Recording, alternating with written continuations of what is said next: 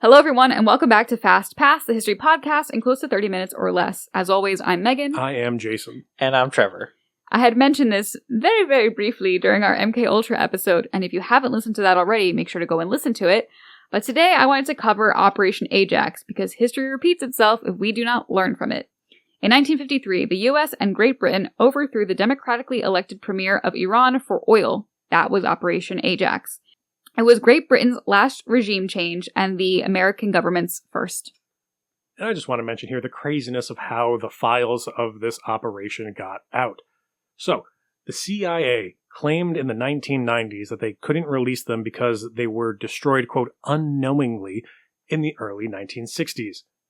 However, in 2000, a summary of the operation was in the New York Times. Then, 80 pages of the report ended up on the New York Times website, and then 169 pages appeared on another website called Overthrow of Premier Mossadegh of Iran. This 169-page report was written in 1954 by Donald Wilbur, a CIA operative involved in the coup, and was, quote, commissioned by the CIA's Historical Division and was designed as a handbook for future coups. It was intended for people not only in the CIA, but also the Pentagon, State Department, White House, and Senate Foreign Relations Committee, end quote. And even then, we do need to understand that the information in this report is going to be biased and skewed. It's going to have self-censorship and sanitization, because he just happened to forget to mention that the CIA worked through local Nazis and had a direct role in kidnapping, assassinations, torture, and mass street killings. So the whole truth, which we will do our best to explain here, was pieced together from a variety of sources, including memoirs written by Iranians who were there. So why did the US and Great Britain decide to collab on a coup for oil? Well, the British had exercised colonial power over Iran for years through the oil company, the Anglo-Persian Oil Company, or AIOC. In 1951, this norm changed when British colonies began to demand sovereignty and self-determination. Iran was one of them. See, there was a commercial disagreement between Iran and the Anglo-Persian Oil Company. Iran wanted more profit sharing. Previously, Iran was getting about 17% of the profit, and the rest went to shareholders in England. Iran was asking for 50%, which was an agreement Venezuela had with America for oil at the time. They also wanted the contract's length shortened, as it was set to be valid until 1992, and also wanted to stop the sale of oil to the British Navy at a huge discount. Instead of agreeing, the AIOC said Iran should be grateful for its, quote, civilizing mission, since it invested lots of money into building what were once deserts into towns and gave them 70,000 jobs. The British said Iran was being too greedy, and they expected them to just roll over and take whatever they gave them. But instead, Iran just rejected it, elected Mohammad Mossadegh as the premier, and with the help of the Tudeh Party and the National Front, he nationalized the oil industry, promising fair compensation, even inviting British employees to work for them. It was an act of anti-colonial defiance, and Great Britain was not happy about it. Dr. Mohammad Mossadegh was seen as the, quote, incorruptible voice of national aspirations. He was hugely popular. He had been a part of Iranian politics since the Constitutional Revolution in 1906. He wanted strict constitutionalism at home and independence from foreign domination. Mossadegh wanted real independence for Iran, and the only way to gain that was not giving concessions to the, quote, great powers. The British were obviously not happy with this outcome and decided the only way they could safeguard their interests, oil at a cheap price, was by removing Mossadegh. The British Ministry of Fuel warned the U.S. State Department in 1951, quote, Mossadegh would be content to see the industry running at low levels without foreign management. This raises a problem. The security of the free world is dependent on large quantities of oil from the Middle Eastern sources. If the attitude in Iran spreads to Saudi Arabia or Iraq, the whole structure may break down along with our ability to defend ourselves. The danger of buying oil produced on a reduced scale has, therefore, potentialities with dangerous repercussions. End quote. The British expected that Mossadegh's government would collapse on its own, as many governments in the past did after only 10 months in Iran. But this didn't happen. The British then urged the Shah, the Majlis, and Senate to remove him. which also didn't happen. Then they tried to destabilize him through economic pressures, propaganda campaigns in Iran, and giving money to the opposition. None of it worked. So they turned to the United States, and the CIA, and Operation Ajax was born.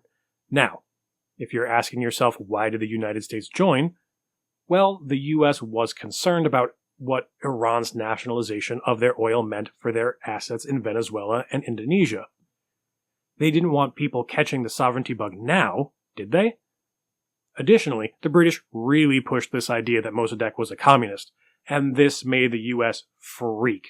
Because remember from the MK Ultra and Second Red Scare pods? Yeah, the US was terrified of communism. It should be mentioned here that while Great Britain was spreading lies about Mossadegh being a corrupt communist, he was neither corrupt nor a communist. He was just an Iranian patriot. He held strong democratic positions and wanted to make the parliament supreme.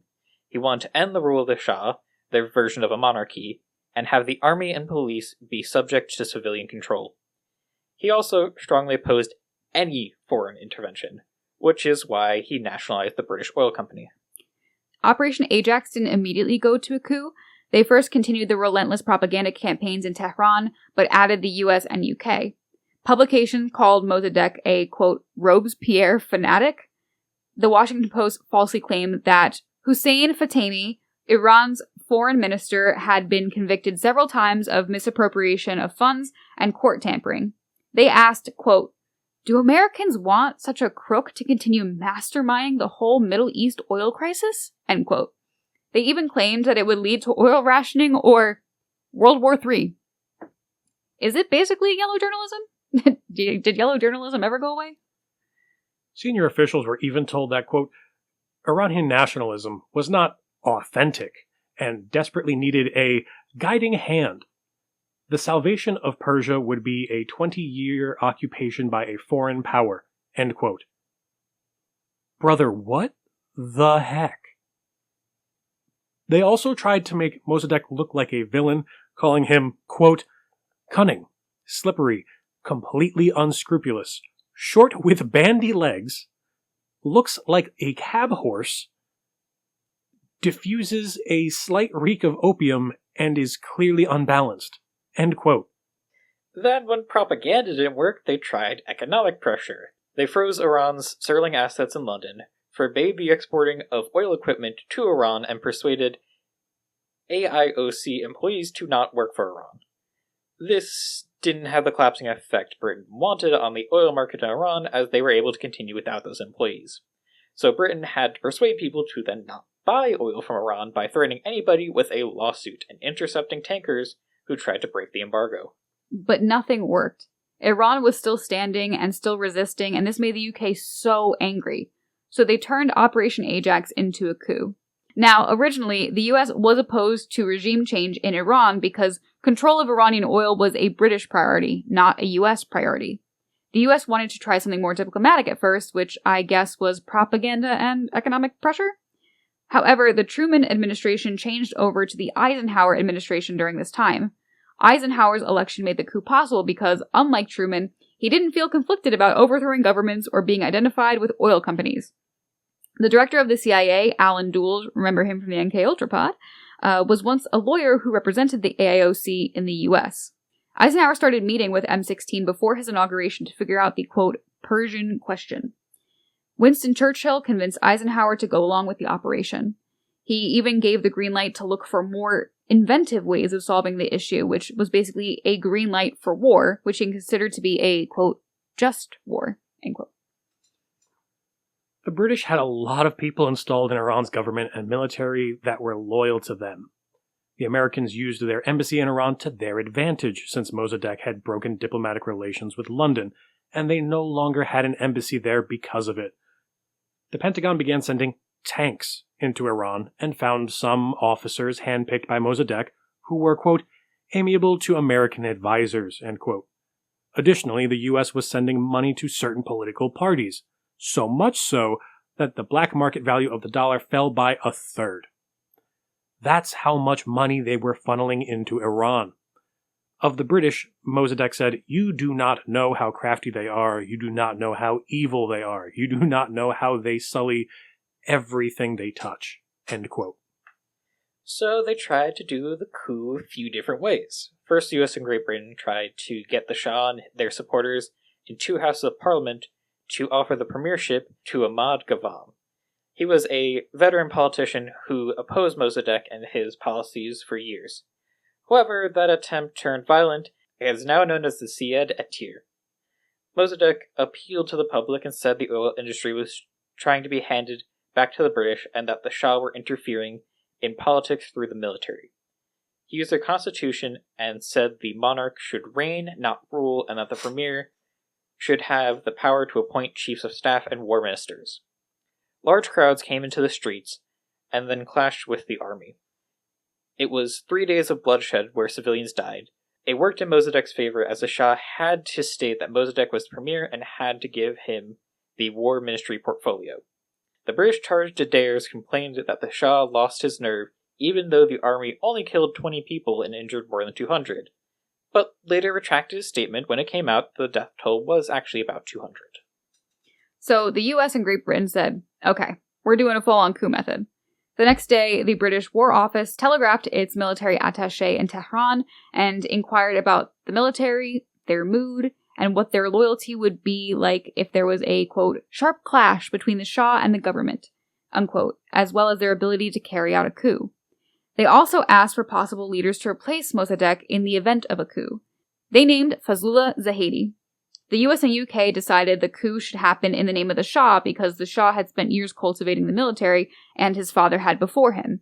However, the Shah needed lots of assurances from the US and Great Britain that officers would support him and that the coup would be followed by large-scale US aid and an oil agreement that would save face.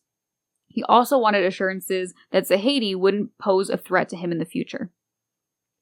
In the months leading up to the coup, the US and Great Britain continued their propaganda campaign in Tehran, designed to further weaken the Mossadegh government. Eisenhower also announced it would not be buying any oil from Iran or extending economic aid while Mossadegh was feuding with Great Britain. In addition, the US was sending weapons and arming gangs, as well as kidnapping Mossadegh's chief of police and dumping his tortured body outside Tehran, which made people think if the chief of police isn't safe in Tehran, who is? Newspapers in the US and reprints in Iran were saying it was falling into a communist abyss. Of course, this, quote, communist danger, end quote, was Cold War rhetoric, not reality, but it caused more instability.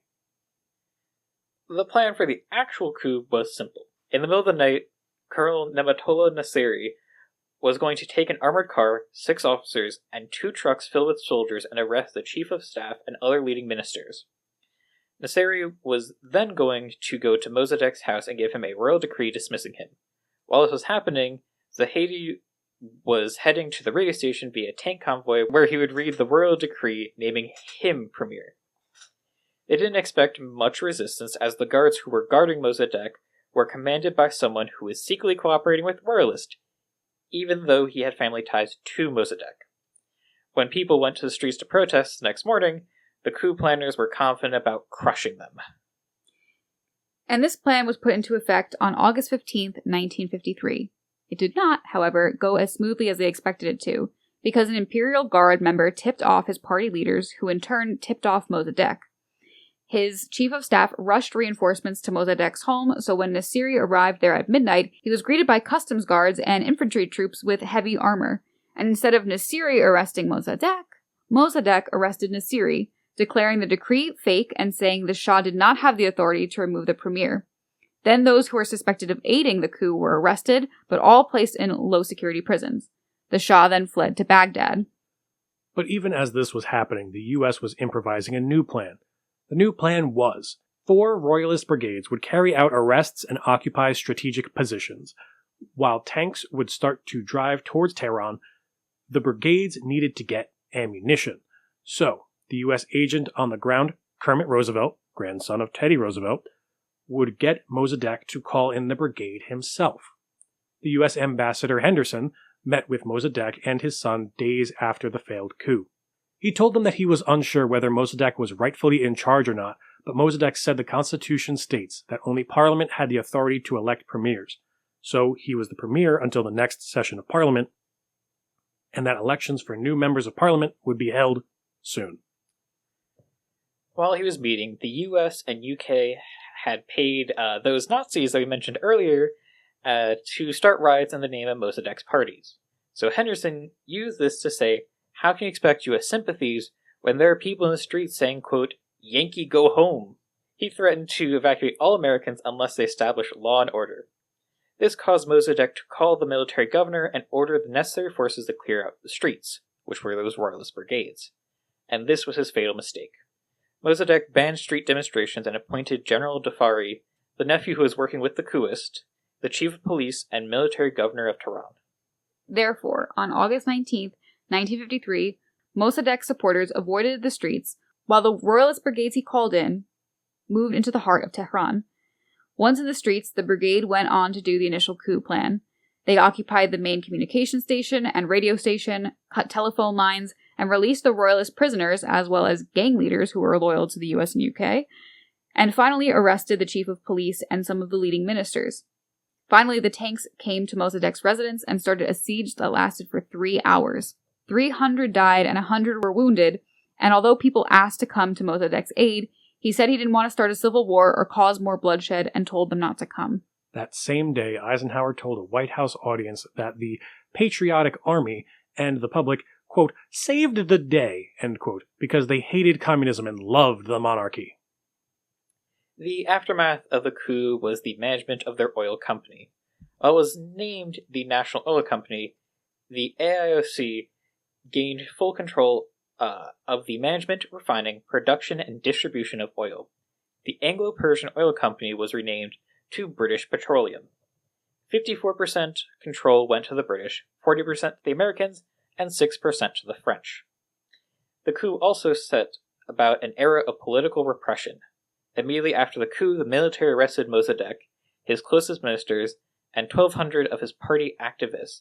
That turned into 4,000 when the CIA helped find more. Mossadegh and many of the 4,000 party members were put on trial, where brutal executions were carried out. The Foreign Office said the magnitude of repression happened because of the, quote, desire to impress the U.S. government from which so much is expected, end quote. In his military court trial on December 19, 1953, Mossadegh said, quote, yes, my sin, my greater sin and even my greatest sin is that I nationalized Iran's oil industry and discarded the system of political and economic exploitation by the world's greatest empire. I fought this savage and dreadful system of international espionage and colonialism. I am well aware that my fate must serve as an example in the future throughout the Middle East in breaking the chains of slavery and servitude to colonial interests, end quote.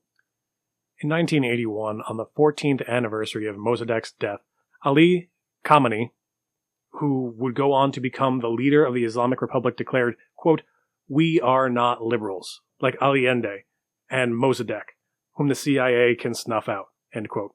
Allende was the democratically elected leader of Chile that the U.S. deposed and installed in his place Pinochet, who had a reign of terror that we can get into in another episode. This coup was also sort of a watershed moment in U.S. history. The coup had only taken 6 days and cost less than $100,000. After the Korean War, the Eisenhower admin was looking to scale back the military budget. Quote, the CIA beckoned as a promising alternative. It was a small, relatively cheap, elite, non-bureaucratic, and best of all for a political leader, deniable, end quote. And the success of this coup led to the 1954 coup in Guatemala, the 1958 Indonesian coup, Bay of Pigs, etc., etc. Quote, artful, quick, inexpensive coup d'etats, here was a role for the CIA that really worked, end quote. And the rest is history. Thank you guys so much for taking the time to listen to this episode. Stay tuned next week for the After the Pod, where we give our opinions and thoughts on what we learned today. If you like what you listened to, make sure to give us a follow, give us 5 stars, maybe even leave us a nice comment. We appreciate all of it. And this is actually the last episode for this season. We are going to have the After the Pod for this next week, but there are no new episodes after this one until the new year. We're coming back in January with some new stuff, taking some time to reset, research, and record. Yeah. And until next time, everybody. Bye-bye. Bye-bye.